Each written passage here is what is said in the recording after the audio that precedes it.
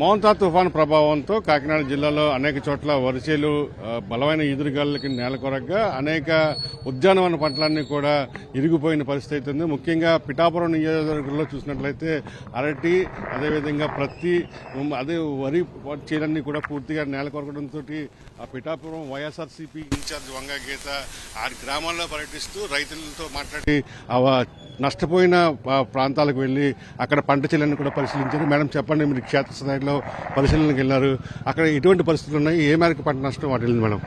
ఈ మోందా తుఫాను కారణంగా రైతాంగానికి చాలా పెద్ద నష్టం కలిగింది. మరి తీరం మన దగ్గర దాటకపోయినప్పటికీ కూడా ఉప్పాడ ప్రాంతంలో కొంత ప్రాంతం అంతా కూడా నష్టపోవడం, అదేవిధంగా గట్టు పూర్తిగా కొట్టేయడం ఇదంతా జరిగినాయి.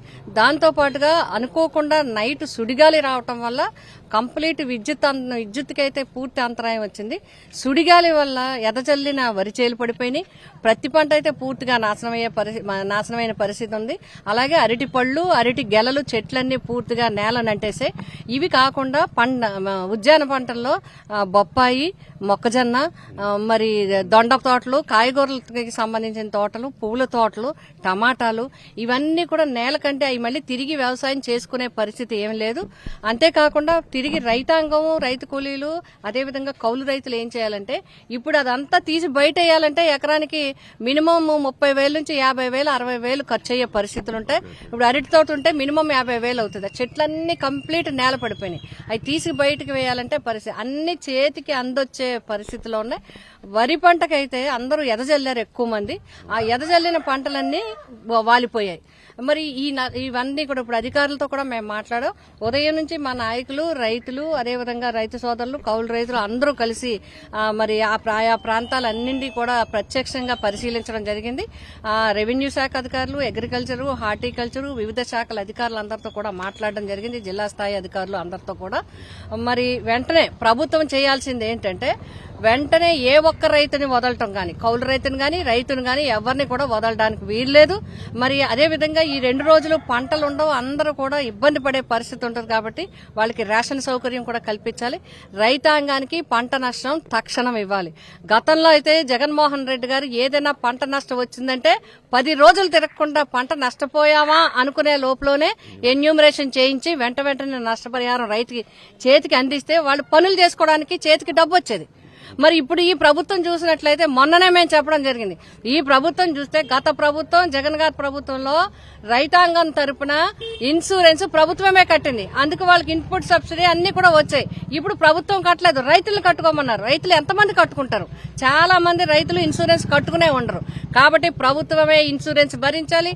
ఇన్పుట్ సబ్సిడీ తక్షణం రోజుల్లోనే అందించి రైతాంగం ఆ వ్యవసాయం ఇప్పుడు నష్టపోయిన పంట తిరిగి బయటపడి మళ్లీ వాళ్ళు తేరుకోవాలంటే ఎన్యూమరేషన్ చేసి వెంటనే తక్షణం ఎన్యూమరేషన్ చేసి వాళ్ళకి నష్టపరిహారం ఇవ్వాలి. ఈ లోపల సామాన్య ప్రజానికం ఎవరైతే ఎఫెక్ట్, కొంతమంది ఇళ్లు కూలిపోయాయి, కొంతమందికి ఇప్పుడు ఉపాధి లేని పరిస్థితి ఉంది. వాళ్ళందరికీ కూడా రేషన్ ఇప్పించడము, అదేవిధంగా ఆర్థికంగా సహకారాన్ని అందుకోవాల్సిన అవసరం ఉంది. ఈ పనులు తక్షణం కూడా చేయాలి. అధికారులందరినీ కూడా ఉంచాలి. ముఖ్యంగా ఇందులో చెప్పాల్సింది పత్తి రైతులు విత్తనం బాగోక చాలా మంది ఇప్పటికే పంట నష్టపోయారు. వాళ్ళకి 10 రోజుల నుంచి కోత మొదలెట్టాక కొనుగోలు కేంద్రాలు పెట్టలేదు. ఇప్పుడు అదంతా కూడా తడిచిపోయిన పరిస్థితి. పత్తి రైతు అయితే పూర్తిగా నష్టపోయారు. ఇవన్నీ కూడా మీ పంటలు అన్ని కూడా ఉన్నాయి. కాబట్టి తక్షణం ప్రభుత్వాన్ని ఆదుకోవాలి. అందులో పిఠాపురం నియోజకవర్గం ఉప ముఖ్యమంత్రి పవన్ కళ్యాణ్ గారి కాన్స్టిట్యున్సీ కాబట్టి తక్షణం వెంటనే అధికారులందరితో మాట్లాడి ఇక్కడ రైతాంగం అందరికీ కూడా, ప్రజానీకానికి ఎవ్వరికీ కూడా నష్టపరిహారం అందరికీ కూడా అందించేలాగా చర్యలు తీసుకోవాలని చెప్పి మేము కోరుతున్నాం. రైట్, ఇది మనం చూస్తాం. మెంతం తుఫాను ప్రభావంతో ఈ పిఠాపురం నియోజకవర్గంలో పిఠాపురం రోడ్లతో పాటుగా గొల్లప్రోలు మండలంలో కూడా ఉద్యానవన పంటలంటే కూడా పూర్తిగా బలమైన ఎదురుగాళ్ళకి నేలకొరిగిన పరిస్థితి అయితే ఉంది. దీంతో పాటుగా వేలాది ఎకరాల్లో వరిసేలు కూడా నేలకొరిగాయి. రైతాంగం అంతా కూడా ఇప్పటికే పెట్టుబడి పెట్టారు. పంట చేతికొచ్చే సమయంలో ఈ విధంగా తుఫాను ప్రభావంతో పంట నష్టపోవడం జరిగింది. ఖచ్చితంగా అధికారులు ఎన్యూమరేషన్ త్వరితగతిన ప్రారంభించాలి. నష్టపోయిన రైతులందరికీ వెంటనే పరిహారం అందించాలని చెప్పి పిఠాపురం ఇన్ఛార్జ్ వంగా గీత స్పష్టం చేస్తున్న పరిస్థితి. వీడియో జర్నలిస్ట్ శ్రీనివాస్తో కలిసి కస్బాండ్ రాజు, సాక్షి టీవీ, గొల్లప్రోలు నుండి.